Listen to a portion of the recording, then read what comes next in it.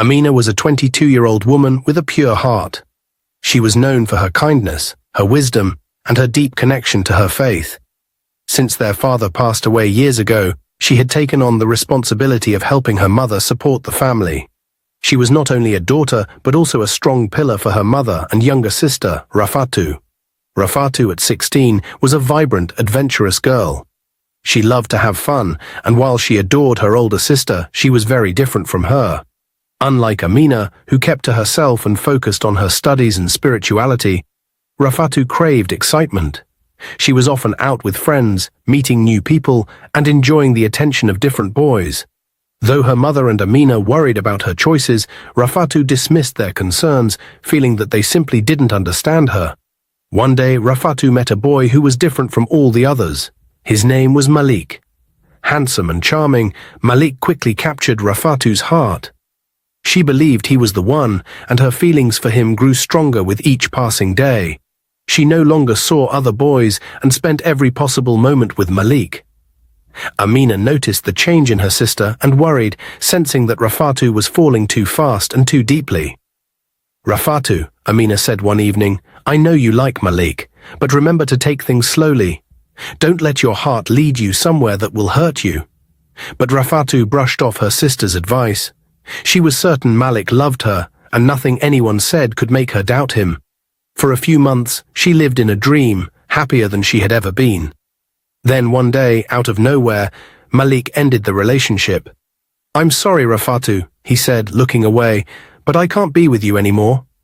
His words felt like a knife to her heart. She couldn't understand what went wrong. She begged him to explain, to give her a reason, but Malik remained silent and walked away, leaving her shattered and alone. The heartbreak was too much for Rafatu. She stopped eating, she couldn't sleep, and every day she felt more and more empty. In her pain, she felt like there was nothing left to live for. In a moment of despair, she swallowed a bottle of poison, hoping to escape the heartbreak forever. Thankfully, Amina found her just in time. She rushed Rafatu to the hospital, her heart pounding with fear. Their mother was in tears, praying desperately for Rafatu's life. Hours passed, and finally the doctor emerged with news. "She's alive," he said, and a wave of relief washed over Amina and her mother. The doctor took a deep breath and looked at Amina and her mother with a grave expression. "Rafatu's condition is critical," he said gently. "She needs an urgent kidney transplant as soon as possible. We don't have much time and—" He paused as if trying to choose his words carefully. "The transplant procedure will require a substantial amount of money. Without it, I'm afraid her chances of survival are very slim." Amina felt her heart sink. She could see the worry in her mother's eyes, and a wave of helplessness washed over her. They were a modest family, barely making ends meet. And this was a sum they simply didn't have. But Amina was determined not to give up. She turned to the doctor, her voice steady but filled with urgency. "How much time do we have, doctor? And what exactly do we need to do?" The doctor glanced at his watch, thinking. "We have a few days, maybe a week at most, to find a donor and arrange the surgery. I will provide the detailed costs and any support contacts we have, but you should begin raising the money immediately." After the doctor left, Amina and her mother sat in silence for a moment, the weight of the situation pressing down on them. Amina's mother finally spoke, her voice barely a whisper. "How are we going to do this, Amina? Where will we find such an amount?" Amina took her mother's hand and said with quiet determination, "Mama, I don't know yet. But we'll do whatever it takes. I can't let Rafatu go. I will find a way." And with that, Amina's mind started racing with ideas. She would need to reach out to everyone she knew, gather support, and find a way to save her sister's life. As Amina sat in the hospital hallway, her mind was swirling with thoughts of how to save Rafatu. She couldn't bear to lose her sister. Suddenly, she remembered her best friend, Tiwa. Tiwa was always resourceful and seemed to know everyone. If anyone could help her find a way to get the money, it was Tiwa. Without wasting a second, Amina rushed out of the hospital and made her way to Tiwa's small apartment on the other side of town. She knocked on the door, her heart pounding as she waited. When Tiwa opened the door, she saw the worry etched on Amina's face and immediately invited her in. "Amina, what's wrong?" Tiwa asked, concern filling her voice. Amina took a deep breath and explained everything. The heartbreak Rafatu went through, the poison she had taken, and the doctor's words about the urgent transplant that would save her life. "Tiwa, we need a lot of money and we need it fast," Amina said, her voice trembling. "I thought maybe you could lend us the money. Just for a while until we can pay them back." Tiwa looked at Amina with a sad expression and shook her head. "Amina, where do you expect me to find that kind of money? I'm just a struggling student, trying to get by. I don't have enough to help you with something this big." Amina's shoulders slumped in disappointment. She was running out of options. But then Tiwa's face brightened and she spoke slowly. "Wait, I do know someone who might be able to help." Amina's eyes widened. "Who? Who can lend us the money?" Tiwa hesitated for a moment before speaking. "His name is Chief Ibrahim. He's one of the richest men in town. I'm sure he could lend you the money you need." Amina's heart sank at the mention of Chief Ibrahim. She knew him and she had always avoided him. He was wealthy, but also known to be controlling and difficult. Amina never trusted him and didn't want to ask for his help. "No," Amina said quickly, shaking her head. "I don't want to ask him. I don't trust him." Tiwa's expression grew serious. "Amina, I understand how you feel, but think about your sister. If you don't do something fast, she might not survive. You have to try. If you refuse, then you'll have to live with the consequences." Amina felt her heart heavy with fear and sadness. She didn't want to lose Rafatu. With no other choice, Amina took a deep breath and said, "Okay, Tiwa. If Chief Ibrahim is the only one who can help, I will go to him. I will do anything to save my sister." Tiwa nodded, giving Amina a comforting smile. "You're doing the right thing. Just be careful, Amina. Chief Ibrahim can be tricky." Amina left Tiwa's apartment, her mind spinning. She was about to ask a man she had always feared for help, but for Rafatu she would do whatever it took. Amina arrived at Chief Ibrahim's large house, feeling nervous and uncertain. The place was grand, with tall gates and expensive-looking cars parked outside. She stood at the entrance for a moment, trying to gather her courage before ringing the bell. When the door opened, Chief Ibrahim greeted her with a sly smile. "Ah, Amina, I've been expecting you," he said, his voice smooth but cold. Amina stepped inside, her heart racing. She took a deep breath and explained everything. How Rafatu was in critical condition, how they needed money urgently for the transplant, and how Tiwa had suggested she come to him for help. "I need the money to save my sister," Amina said, her voice filled with hope and desperation. "Please, Chief Ibrahim, you're the only one who can help us. You are our last hope." The chief listened carefully, nodding slowly. He said after a moment. "I see. I will help you, but there is a price. You see, Amina, you are a very beautiful young woman, and I like young girls like you." His eyes traveled over her body, making her feel uncomfortable. Amina's stomach twisted with disgust, but she kept her voice steady. "What do you mean, sir?" she asked, trying not to show how scared she was. Chief Ibrahim leaned forward in his chair, his tone more serious now. "You will marry me," he said, his words thick with greed. "You're young, beautiful, and I want you. If you agree to marry me, I will give you double the money you need for the transplant." Amina's face turned pale, and she shook her head quickly. "No, I can't marry you. I'm only here to ask for help for my sister, nothing more." The chief's smile faded, and he stood up from his chair, his expression hardening. "Then you will have to do something else for me. You are a beautiful woman, Amina. I like them young, and I can give you the money if you sleep with me. What do you say?" Amina felt like the world had stopped spinning. She couldn't believe what she was hearing. "I've never known any man," she whispered, her voice trembling. "I've saved myself for marriage. Please, I beg you, don't ask me to do this." Chief Ibrahim's face softened, but it wasn't out of kindness. "That's nice," he said with a grin. "You're pure, I like that. In fact, I will give you triple of the amount you need for the transplant, just for you." He stepped closer, his voice low and persuasive. "Think of your sister, my darling, innocent little girl. She needs this. You don't have a choice." Amina stood frozen, her heart pounding in her chest. She looked down at the floor, her mind racing. Rafatu's face flashed before her eyes, pale, weak, struggling for life. Could she really save her sister? Was she willing to do anything, even something that made her feel so sick inside? Her thoughts were filled with guilt, but the words of Chief Ibrahim echoed in her mind. Your sister will die if you don't do this. She couldn't bear the thought of losing Rafatu. Amina took a deep breath, feeling like she was drowning in her own choices. Okay, she said, I'll do it. I'll do whatever it takes to save my sister. Chief Ibrahim's grin grew wider. Good, you're making the right choice. Later, when everything was over, Amina stood in front of Chief Ibrahim, tears welling in her eyes. She had done what she felt she had to do to save her sister, but it didn't feel right. She felt empty, broken, as though a part of her soul had been taken away. Amina wiped her tears away, her voice shaking as she spoke. Please, Chief Ibrahim, I've done what you asked. Now can I have the money? My sister's life depends on it. The chief's smile disappeared. He looked at her coldly. No money for you, he said, his tone harsh.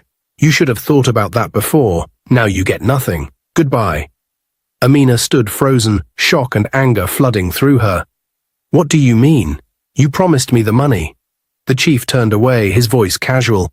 I don't keep promises to people like you. You've given me what I wanted. Now leave. Amina felt a wave of rage and betrayal. Her chest tightened, and for a moment she couldn't speak. She had trusted him, done something she thought was the only way to save her sister, and now she was empty-handed. How could you do this to me? She shouted, her voice shaking with anger. You promised me the money, and now you're treating me like this? Chief Ibrahim turned around slowly, his eyes cold and calculating. You still don't understand, do you? He said, his voice almost mocking. If you want the money, you'll have to do more than what you've already done. In fact, if you want what you're asking for, you'll have to sleep with my pet snake. Amina stood frozen in shock. She had heard rumors about the chief's cruelty and wickedness, but this was beyond anything she had imagined. You're sick, she screamed. How dare you even suggest that to me? Her fists clenched, her body trembling with rage. You think I'll just keep doing what you want? You think you can control me like this? Well, you're wrong. She took a step back, ready to leave, to walk out of his twisted house and never return. But as she turned to leave, her thoughts suddenly raced to Rafatu, her sister. The doctor's warning about how little time they had left. Only a few days, he had said. The transplant had to happen soon, or Rafatu would die. Amina's heart twisted with guilt and fear. Her sister's face flashed in her mind, so pale, so weak, hooked up to machines, struggling to hold on to life. Amina's chest tightened. She couldn't lose her. She had to do something, anything. She stood in the doorway for a long moment, the weight of the decision pressing down on her. She didn't want to stoop to Chief Ibrahim's level, didn't want to give in to his sick demands. But what choice did she have? Rafatu's life depended on it. Tears welled up in Amina's eyes as she turned back to face Chief Ibrahim. She wiped her eyes, swallowing the pain, and spoke with a voice barely above a whisper. Okay, I will do it. I will sleep with your snake. Just give me the money I need to save my sister. Chief Ibrahim's grin returned, his eyes glittering with triumph. Now you're talking, he said, his voice thick with satisfaction. You're finally being reasonable. You'll get what you want, but only if you do exactly what I say. Amina felt sick to her stomach. The words tasted like poison in her mouth, but she didn't have any other choice. Her sister's life hung in the balance, and this man was the only one who could help her. As the hours passed, and the dark deal was done, Amina stood in a haze, her heart heavy with shame, anger, and a deep sense of defeat. She had given up something precious, something that she had never wanted to lose, and all for her sister. When it was finally over, Amina stood in front of Chief Ibrahim, trembling, both physically and emotionally. Please, where's the money? She asked, her voice low and desperate. Chief Ibrahim sat back in his chair, watching her with an unsettling smile. You think you deserve the money now? He said, his voice filled with mockery. Well, I changed my mind. Amina's heart stopped. What? She whispered in disbelief. Number you promised. You said I would get the money. Please, I did what you wanted. Give me the money. He leaned back in his chair, his face cold. I don't keep promises with people like you, he said, his words like a slap to her face. You should have known better than to trust someone like me." Amina's hands clenched into fists, her anger rising again. "You liar," she shouted. "You promised me. You're nothing but a monster." Chief Ibrahim's cold laughter echoed in the room as he waved her off. "You've learned your lesson, haven't you? Now leave, go back to your sister and watch her die. It's not my problem anymore." Amina stood there, her heart breaking, her body shaking with a mixture of rage and despair. She had done what she thought was necessary. She had sold her dignity, her pride, and her soul to save Rafatu. But now she had nothing, no money, no hope, no way to help her sister. But then a thought struck her. Something deep inside Amina snapped. This wasn't over yet. She would not let Chief Ibrahim win. She would find a way to save her sister, no matter what it took. With fire in her eyes, Amina turned and walked out of Chief Ibrahim's house, her mind racing. She had been broken, but she was not defeated. Amina rushed home, her mind racing with the weight of everything she had been through. Her hands trembled as she walked into the small house that she and her sister had shared with their mother. It was the only place left that connected them to their father, the only thing they had left after his death. Amina walked into her father's room, where his old belongings were still scattered around, and carefully took the house documents from the drawer. It felt wrong, holding the paper that symbolized everything they had. But Rafatu's life was on the line, and Amina had nothing else to offer. She needed money, desperately. Amina rushed next door to their neighbor, Mrs. Adebayo, hoping for some kind of miracle. "Please," Amina said, her voice shaky, "can you help me find someone who will lend me money? I will use our house as collateral. It's all we have left." Mrs. Adebayo looked at Amina, her face full of sympathy. She made a few calls to some of her friends, asking if they could help. After a long silence, Mrs. Adebayo hung up the phone and shook her head. "I'm so sorry, Amina. No one can help. They say the house isn't worth enough to cover such a huge amount of money. They just won't give you that much." Amina felt as though her world was crashing down. She had nowhere to turn. The house, the one thing left of her father, couldn't even save her sister. She could feel her eyes welling up with tears. "My sister, she's going to die if I don't find the money," she whispered, almost to herself. Mrs. Adebayo patted her shoulder. "I know, Amina, I know. But sometimes things don't go the way we hope. You've done everything you can." But to Amina, it wasn't enough. Her sister's life was slipping away, and she couldn't stop it. Feeling defeated, Amina ran to Tiwa's house, not wanting to think about what she had already done. She couldn't tell Tiwa the truth about Chief Ibrahim. She couldn't face her friend after what had happened. Tiwa welcomed her inside, her face brightening at the sight of Amina, though it quickly faded when she saw the tears in Amina's eyes. "Amina, what's wrong? How did it go?"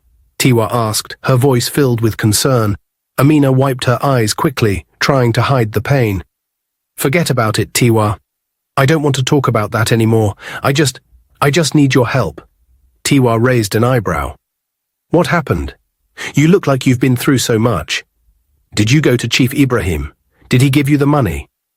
Amina quickly turned away. "Please, don't ask. It's not why I'm here. I need to borrow money, but I have tried everything, and no one is willing to help. I don't know what else to do." Tiwa frowned, looking deeply at Amina. "Amina, I know how hard this is for you, but if no one else is willing to help, maybe you should go to Chief Ibrahim again. He might be able to help you." Amina's heart sank at the suggestion. "No," she said, shaking her head firmly. "I can't. I can't do that. I won't.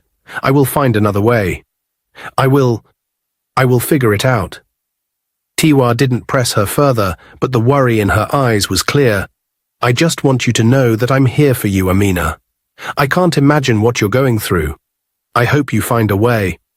Amina nodded weakly and left Tiwa's house, feeling like she was carrying the weight of the world on her shoulders. She walked to the hospital, her thoughts heavy with the knowledge that Rafatu only had a few days left to live. The doctor's words echoed in her mind. If we don't act soon, she won't make it. When Amina reached the hospital, she found the doctor in his office, looking over some papers. "Doctor," Amina said, "please, you have to help me. I don't have much time. I have tried everything, but no one is willing to help." The doctor looked up at Amina, his expression soft but filled with sympathy. "Amina, I understand your pain. But the truth is, if we don't get the transplant done immediately, your sister's chances of survival are very slim. The longer you wait, the worse her condition will get."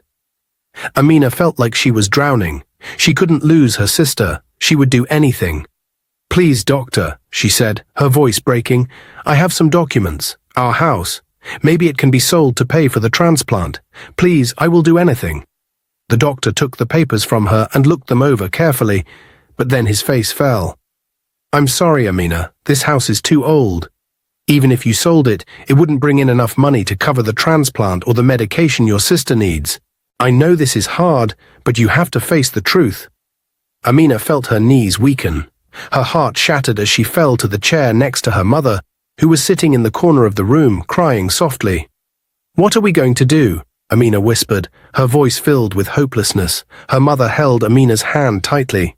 "I don't know, my daughter. I don't know. But we can't give up. We can't let her go."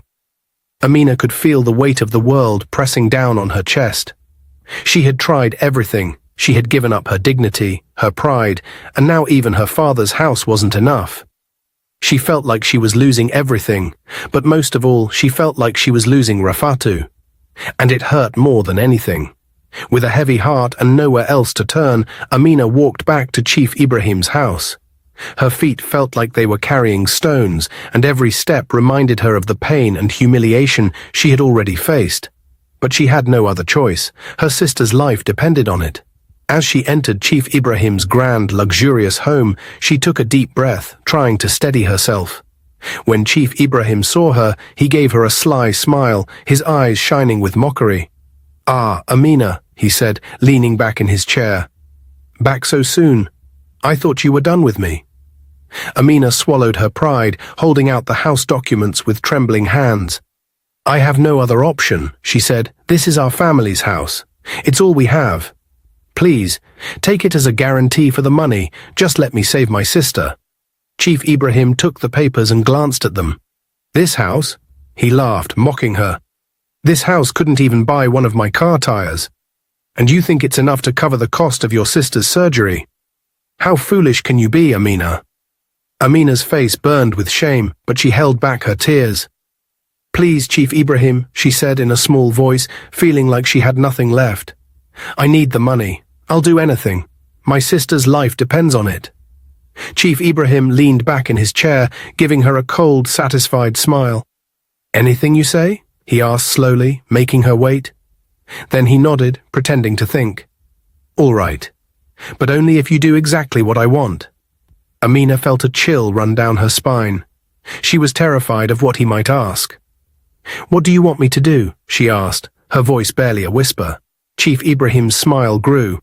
"Sleep with my pet snake," he said again. "That's the deal, and I'll keep the house documents too. If you do that, then maybe I'll help you." Amina's heart sank. The idea of being near a snake, let alone sleeping beside it, filled her with horror. But she thought of Rafatu in the hospital, weak and barely holding on. She couldn't let her sister die. With no other choice, she took a shaky breath. "Fine, I will do it." Chief Ibrahim grinned, pleased that he had finally broken her spirit. He called his servants, who led Amina into a dark room. In the corner, there was a large glass case with a huge coiled snake inside.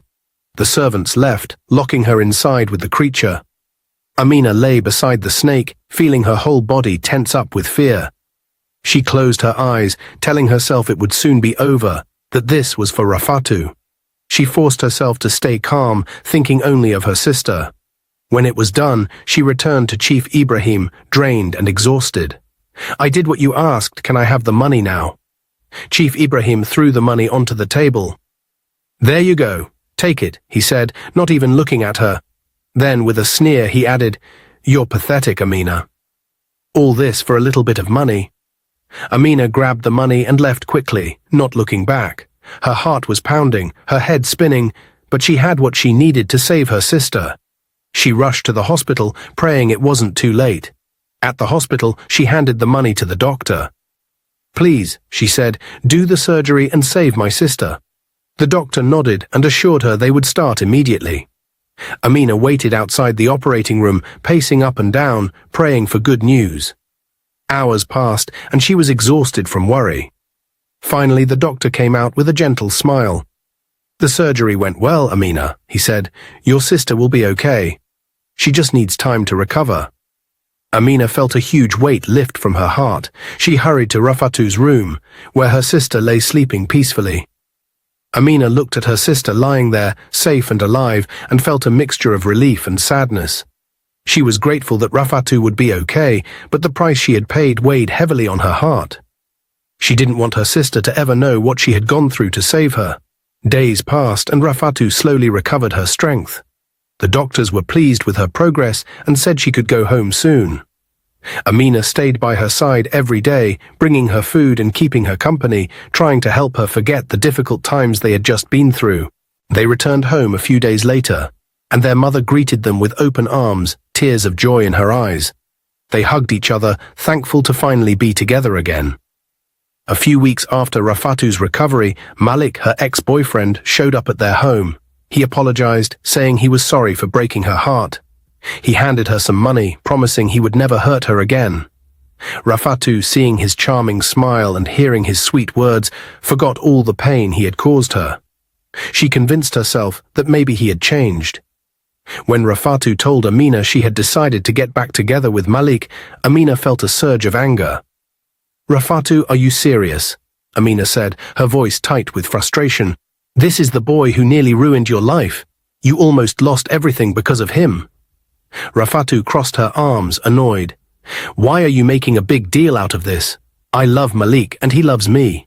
You don't understand." Amina took a deep breath, trying to stay calm. "Rafatu, you're only 16. You should be focused on your studies, not on boys. Malik isn't good for you." Rafatu glared at her sister. "What do you know, Amina? What have you ever done for me? You're always acting like you're better than me." Amina felt her heart sink. "Do you even know the sacrifice I made to save you? Do you have any idea what I went through?" Rafatu rolled her eyes. "Sacrifice? You just used father's old house as collateral, didn't you? It's not like you did something so amazing." Amina's face turned pale. She couldn't believe Rafatu's words. All the pain, fear, and humiliation she had endured came rushing back to her, but Rafatu continued, her voice cold. "Anyway, Malik's family is rich. His father has plenty of money, so why would I leave him just because you and Mom don't like him?" Amina's fists clenched as she struggled to hold back her anger and sadness. "Rafatu, you don't understand what I did to save you. And if you go back to Malik, you might end up hurt again. He's not someone you can trust." But Rafatu shook her head stubbornly. "You're just jealous, Amina. You don't know what it's like to have someone care about you. Malik makes me feel special." Amina felt helpless as Rafatu stormed off, her mind made up. She could see her sister walking down a dangerous path, but no amount of pleading seemed to change Rafatu's mind. 6 months had passed since the day Amina had made that terrible deal with Chief Ibrahim to save Rafatu's life. The money Amina borrowed from him was never fully repaid, and since she refused to return to do his bidding, Chief Ibrahim was furious. One morning, he arrived at their home with a group of men. He shouted at Amina and her mother, waving the house documents in his hand. "You couldn't pay back the money, and you refused to follow my rules. So this house is mine now. Leave, or I'll have you thrown out myself." Amina and her mother pleaded with him. "Please, Chief Ibrahim," Amina's mother begged, tears streaming down her face. "This house is all we have left. It's the only memory of my husband. Where will we go?" But Chief Ibrahim was unmoved. With a wave of his hand, his men began tossing their few belongings out of the house, leaving no room for argument. They were left with nothing, standing helplessly as they watched the only place they had ever called home slip away. With nowhere else to go, Amina, her mother, and Rafatu had no choice but to find shelter in an old, unfinished building nearby. The walls were rough and the floors were cold. They had no doors, no real protection from the wind and rain. Life became even harder than before. Each day, Amina and her mother struggled to find enough food, hoping to get by with the little they could earn from odd jobs and small favor. Rafatu found it harder to cope with the poor conditions. Whenever she saw there was no food at home, she would run off to Malik's house where she could eat and stay warm. Malik's family had money, and Rafatu didn't mind spending time there, even though Malik wasn't always kind to her. She knew that back in the unfinished building, her mother and Amina were barely able to scrape together enough food, so she avoided being around them as much as she could. She thought it was better to stay away rather than face the hunger and struggle her family was going through. One evening, Rafatu came home looking different. Her face was bruised, and her left eye was swollen and dark. She tried to slip in quietly, hoping her mother and Amina wouldn't notice. But her mother spotted the bruise right away and gasped, rushing to her side. "Rafatu!" her mother cried. "What happened to you? Who did this?" Rafatu lowered her eyes, trying to avoid her mother's gaze. "It's nothing, Mama," she mumbled. I was in a small accident with a motorbike. It's not a big deal." But her mother wasn't convinced. She could tell something wasn't right. "A motorbike accident?" she repeated, looking at Rafatu closely. "Why are you hiding your face then? And why didn't you tell me about it sooner?" Rafatu hesitated, shifting uncomfortably. She couldn't hold the lie any longer. With a deep sigh, she finally admitted the truth. "All right. It wasn't a motorbike," she said softly. It was Malik. We got into an argument and he hit me. He didn't mean it, Mama. It was a mistake." Her mother's face turned pale with shock and anger. "Malik? That boy hit you? How could he? And how could you hide this from me?" Rafatu quickly defended him. "Mama, it was an accident. He said he didn't mean to, that he just got angry. He's really sorry and he promised it won't happen again." Amina, who had been quietly listening from the corner, couldn't stay silent any longer. She stepped forward, looking at her sister with concern. "Rafatu, you don't deserve to be treated like this," she said gently. "If he's hitting you now, what makes you think it won't happen again?" But Rafatu shook her head stubbornly. "You don't understand. He loves me, and he promised it won't happen again. He already apologized." Her mother took a deep breath. "Rafatu, listen to me. Someone who truly loves you would never raise a hand to hurt you. You are too young to be dealing with this. You should be focusing on your studies, not trying to fix someone who doesn't respect you." But Rafatu refused to listen. Over the next few days, she grew quieter, ignoring her mother and Amina's warnings. When Malik came around again, he was full of apologies and sweet words. He brought Rafatu a small gift and promised he would never hurt her again. Rafatu, wanting to believe in him, forgave him, letting herself get drawn back in by his promises. Amina and her mother watched with heavy hearts, hoping that Rafatu would soon realize the truth. They worried every day, knowing that their warnings had gone unheard.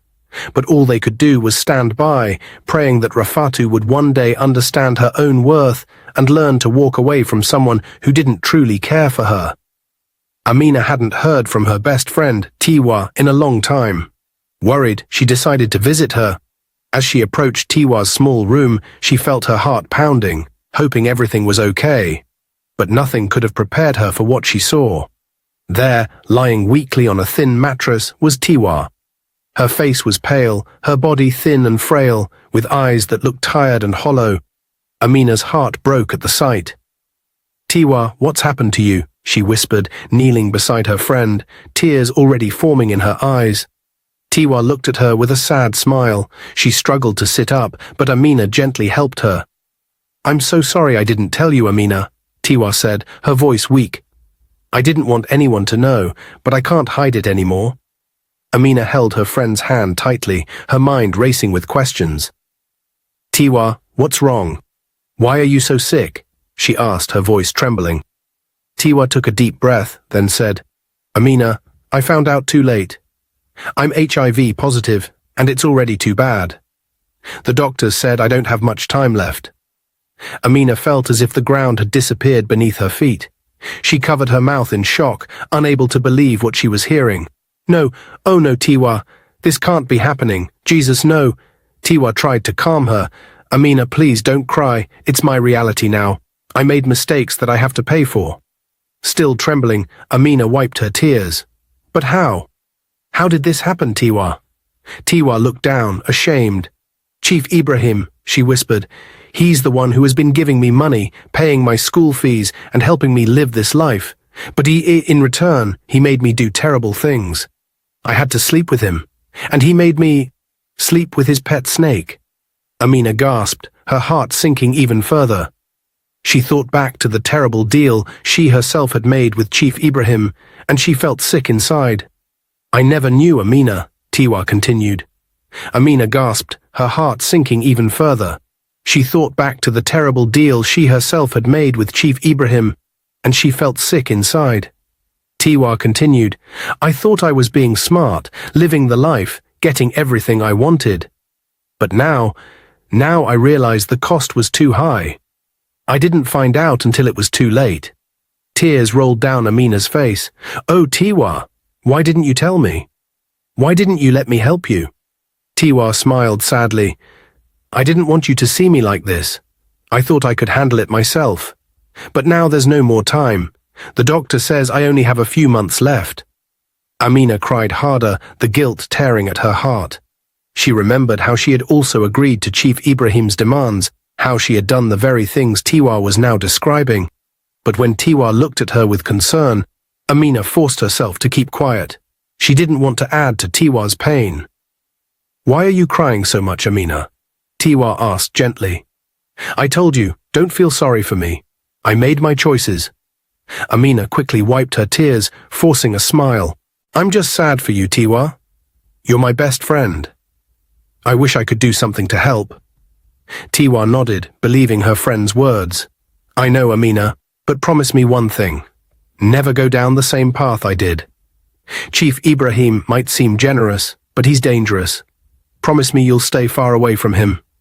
Amina forced a nod, trying to hide the truth. "I promise, Tiwa. I won't make the same mistake."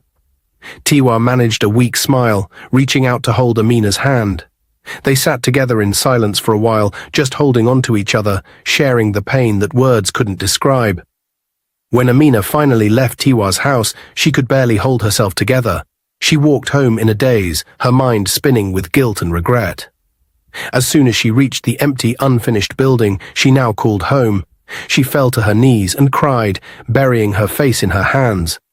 Her sobs filled the quiet space, her heart breaking into pieces. She thought of the sacrifice she'd made, the things she had done to save Rafatu, and the terrible price Tiwa was now paying. She wondered if she too would face the same fate. As Amina sat on the cold, dusty floor of the unfinished building, her sobs grew louder, echoing in the empty space. She was too lost in her pain to notice her mother enter. When her mother heard her crying, she rushed over, kneeling beside her. "Amina, my child, what's wrong? Why are you crying?" Through her sobs, Amina poured out everything she had kept hidden, every painful detail of what she had done to save Rafatu's life. She spoke of Chief Ibrahim, of the terrible things she endured, and of the deep shame she felt. As her story unfolded, her mother's expression turned from confusion to horror, then finally to heartbreak. When Amina finished, her mother was silent for a moment, struggling to hold back her own tears. Then, shaking her head, she said, "Oh, Amina, my dear child, if only you had told me. I would never have let you agree to that evil man's demands." Amina, her voice filled with regret, said, "I didn't know what else to do, Mama. Rafatu was dying, and no one would help us. I thought I had no choice." Her mother held her tightly. "You are my child, Amina. We could have found another way. We could have faced this together. You should never have had to face this alone." Amina took a deep, shaky breath, wiping her tears before looking into her mother's eyes. "Mama, there's something else. I didn't want to tell you, but I can't hide it anymore." She hesitated, feeling a lump in her throat. "Mama, I think I might be HIV positive." Her mother's eyes widened in shock. "What? Amina, why would you think such a thing? Did a doctor tell you this?" Amina shook her head. "No, Mama. But Tiwa, my friend, she's very sick. She told me she has HIV, and it's really bad now. She told me it's because of Chief Ibrahim. She also did what I did, Mama. She slept with him and his pet snake. And now she's paying the price." Her mother gasped, covering her mouth with her hand. She reached out and gripped Amina's arm. "Oh, my poor child, why didn't you tell me sooner?" She looked around nervously, then lowered her voice. "Don't say that so loudly. What if someone hears?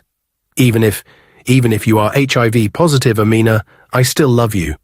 You're still my daughter, no matter what." Amina felt tears well up in her eyes. "Mama, I'm so scared. I don't know what's happening inside my body. I don't know what the future holds for me." Her mother pulled her close, holding her tightly. "We will face this together, Amina. You're not alone. You will always have me by your side, no matter what. We will find a way to get you checked. But remember, whatever happens, you are still my child. I will never leave you." Unknown to both of them, Rafatu had just returned from Malik's house and was standing quietly near the corner, listening to every word, her face showing no emotion. Instead, she thought to herself, so Amina isn't so perfect after all. Mother is always praising her, acting like she's some saint who can do no wrong. And now look where her choices have landed her. As Amina and her mother continued talking, Rafatu crossed her arms, feeling a strange satisfaction in knowing her sister was struggling. She remembered how their mother always held Amina up as an example, urging Rafatu to be more like her older sister. She thought back to all the times she had been scolded or compared, and now she felt a hint of triumph. Maybe Amina isn't so special after all, she thought, so much for the holy sister. She watched as her mother held Amina, comforting her with soothing words. Rafatu almost rolled her eyes. In her mind, she felt no sympathy, only a cold detachment. Mother's favorite is just as flawed as anyone else. Maybe now she'll stop looking at me like I'm the bad one. With a quiet huff, Rafatu turned and walked away, not wanting to hear any more of their conversation. She had already heard enough to change how she saw her sister. The next day, Amina was drinking water in the kitchen when Rafatu walked in. Rafatu looked at the cup in Amina's hand and said, "Don't use that cup. It's my favorite. I don't want to catch HIV from you. I can't drink from the same cup as someone who is sick and might die soon." Amina froze, her heart racing. "What? How did you know?" Rafatu crossed her arms and said, "I overheard you and Mama talking the other day. I heard everything." Amina's eyes filled with tears. She couldn't believe what she was hearing. "But I did everything for you, Rafatu. I gave up so much. I even hurt myself to save you, and now you're saying this to me." Rafatu rolled her eyes. "I never asked you to do any of that. I knew you were always spoiled and trying to be perfect. But Mama always praised you, acting like you were better than me. Look at you now." Amina couldn't stop the tears from falling. "I regret everything, Rafatu. I wish I had never done all those things just to save you." Rafatu looked away and said, "That's your problem. I didn't ask you to do all that." Amina sat down on a chair, feeling heartbroken. "I thought saving you was the right thing to do. But now, I see that you don't even care." Rafatu turned her back and walked away without a word. Amina felt like her heart had broken into pieces. She thought she was doing something good, but now it felt like it had all been in vain. She had sacrificed so much, and Rafatu didn't even appreciate it. Amina sat in the corner, wiping away her tears, when her mother walked in. She saw her daughter crying and immediately rushed to her side. "Amina, what's wrong? Why are you crying?" Amina looked up at her mother, her voice shaking. "Mama, Rafatu. She insulted me. She said terrible things to me. After everything I did for her, she treated me like this. She doesn't care about anything I've done." Her mother's face turned red with anger. "What? That girl, she has no heart. I can't believe she would do this to you after all you've been through for her." Her voice grew louder with each word. "She's useless, heartless. You are 100 times better than her, Amina. She should be ashamed." Amina could barely hold it together. "But Mama, I thought she was different. I thought she would understand." Her mother was furious now. She marched to Rafatu's room, her fists clenched in anger. "Rafatu, get in here." Rafatu, who had been sitting in her room, rolled her eyes and walked in slowly, acting like she didn't care. "What is it? Again you, this old woman." Her mother, shaking with rage, pointed her finger at Rafatu. "You're so ungrateful. After everything Amina did for you, everything. She sacrificed so much to save your life, and you repay her with insults. You're heartless, Rafatu. I regret ever giving birth to you.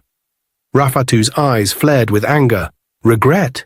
You regret giving birth to me? Well, I regret being born into a life like this. She crossed her arms and looked at her mother with cold eyes.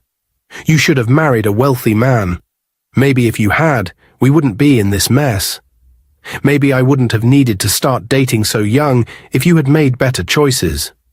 Her mother's face went pale with shock, but she didn't back down. You think it's my fault that you turned out like this? You are the one who made your choices, Rafatu. You're the one who decided to sleep with that boy, who decided to throw away your future. I have done my best for you. The two of them shouted at each other, insults flying back and forth like sharp arrows. You're a fool, Mama, Rafatu spat. You're the one who failed us. You always told me to be like Amina, but now look at you, crying over her like she's a saint. She's no better than anyone else. And you? You've done nothing but drag us into your failures. Amina watched from the doorway, feeling her heart break all over again. She couldn't believe how cold and bitter Rafatu had become. Rafatu grabbed her bag from the bed and slung it over her shoulder.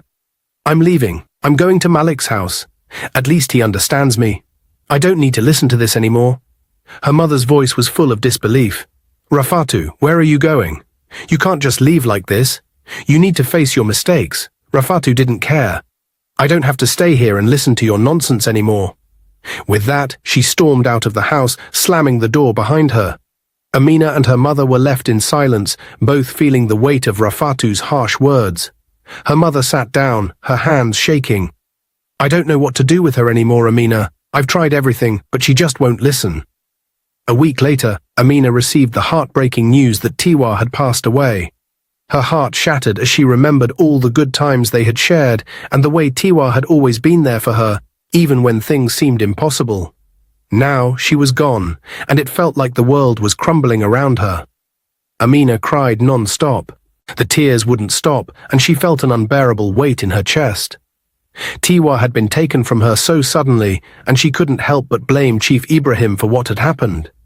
He had caused so much pain in their lives, and now Tiwa was gone because of him. That night, Amina couldn't hold back the rage and grief anymore. She locked herself in her room and stripped off her clothes, standing in the darkness. Chief Ibrahim, she whispered through gritted teeth, you will die a painful death. You caused me and my friend so much pain. You took everything from us. You will pay for this. Her voice shook with anger, and the tears flowed even more freely. Why did it have to be like this? Why did you have to destroy everything? My sister, my friend. You ruined our lives. You will suffer for this. Amina stayed like that all through the night, crying, shaking and mourning the loss of Tiwa. She wished she could bring her friend back, that she could take away the pain and suffering. But all she had now was anger and grief, and she promised herself that she would not let Chief Ibrahim get away with what he had done. The next morning, Amina was still sitting alone, exhausted from the night's sorrow and anger. She heard loud footsteps coming closer and looked up to see Rafatu storming in, her face full of disgust. Without a word of sympathy or even kindness, Rafatu said loudly, "Your partner in crime is dead now, isn't she? Maybe you should follow her." Amina's heart sank. How could Rafatu be so heartless?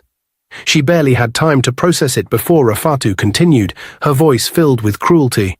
I'm leaving this house. I don't want to stay here with you and your sickness. I don't want to catch anything from you.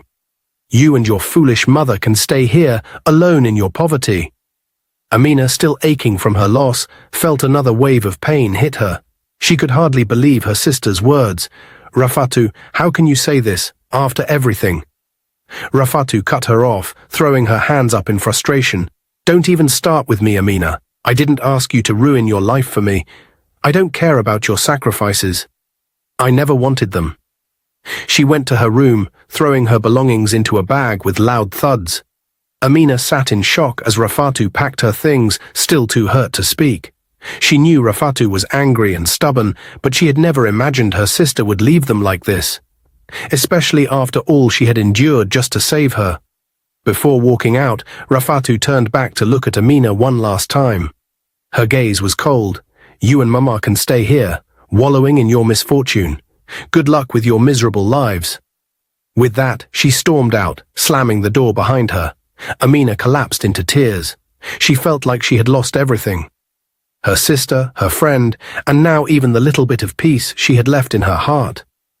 A month later, Chief Ibrahim was alone in his grand living room, playing with his pet snake. He had always enjoyed the power he felt, watching the snake coil and move as he controlled it. But on this day, something changed.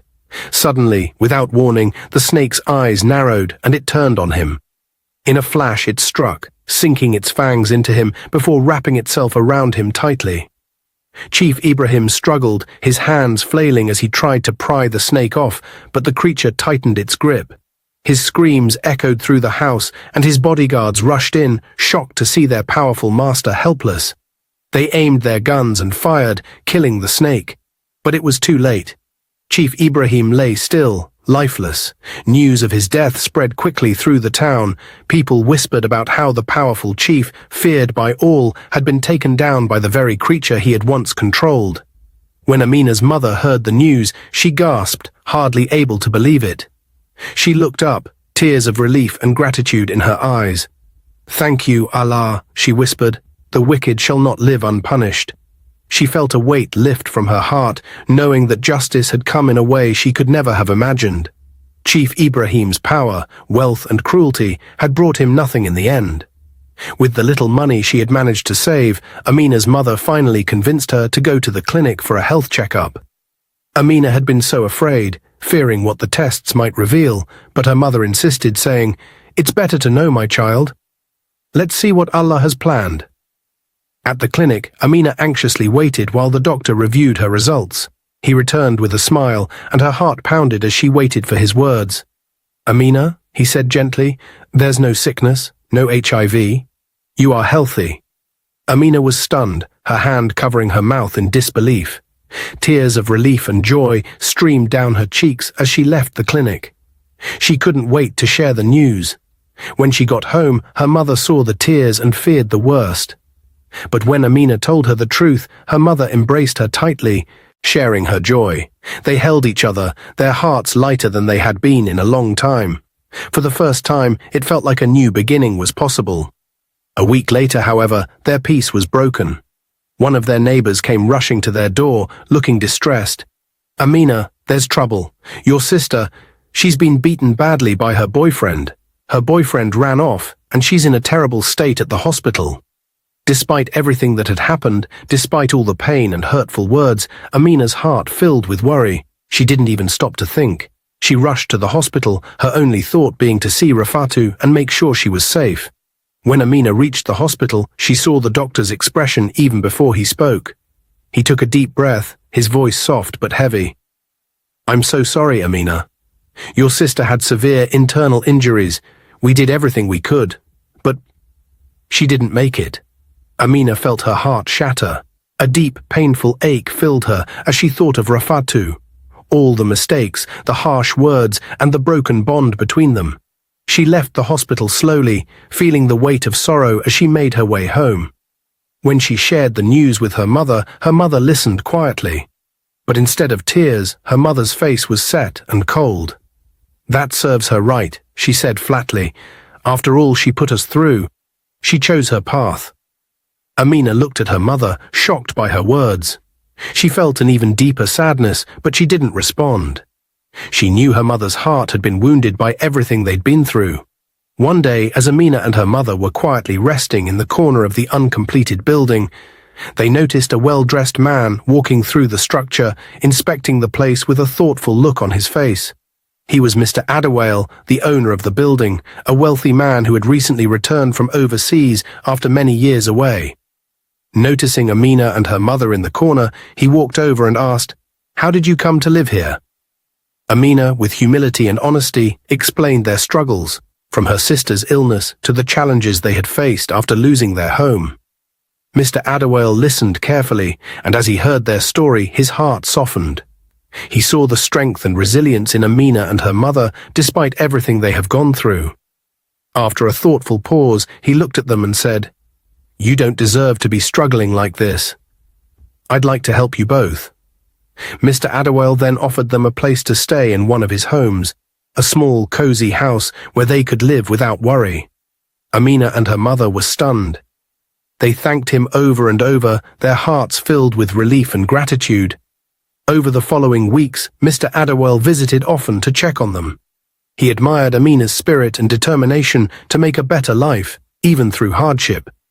One day he asked her, "Amina, if you could study or build a career, what would you want to do?"